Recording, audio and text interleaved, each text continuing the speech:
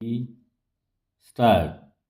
गेल्या 2-3 दिवसांमध्ये नियोजनावर आपण अनेक चर्चा ऐकल्या, परंतु नियोजन हा विषयच इतका नित्य नवा आहे की त्यासंबंधीची चर्चा कधी कंटाळवाणी वाटत नाही.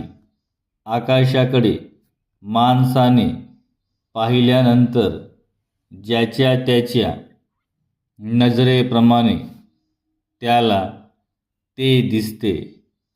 जसे आकाश विशाल आहे, तसाच नियोजनाचा हा प्रश्नही विशाल आहे.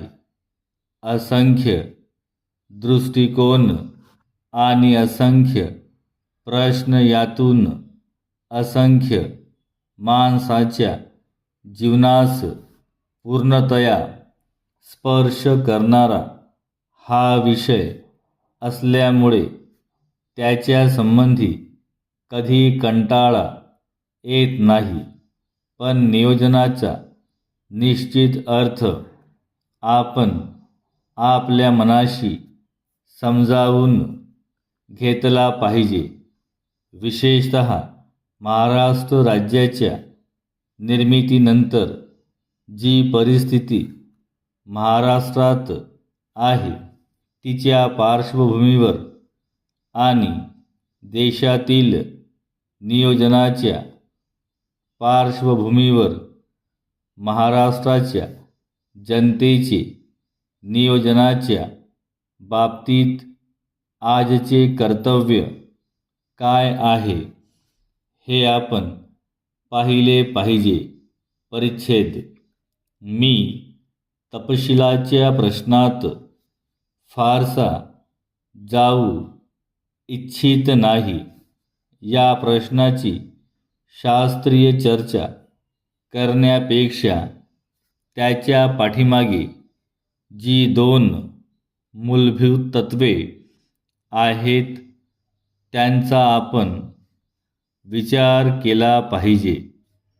मी अगदी सामान्य माणसाच्या दृष्टीने नियोजनाकडे पाहण्याचा प्रयत्न करीत असतो. आमच्या देशामध्ये जी साधने आहेत, त्या साधनांचा जास्तीत जास्त विकास करून आमच्या जीवनाला समृद्ध बनविण्याचा नियोजन हा एक प्रयत्न आहे. आणि दुसरी गोष्ट म्हणजे या प्रयत्नामधून निर्माण होणारी जी संपत्ती आहे, जी शक्ती आहे, जे सामर्थ्य आहे, त्याचा फायदा सर्वसामान्य माणसांना मिळेल याचीही काळजी नियोजनामध्ये घेतली पाहिजे.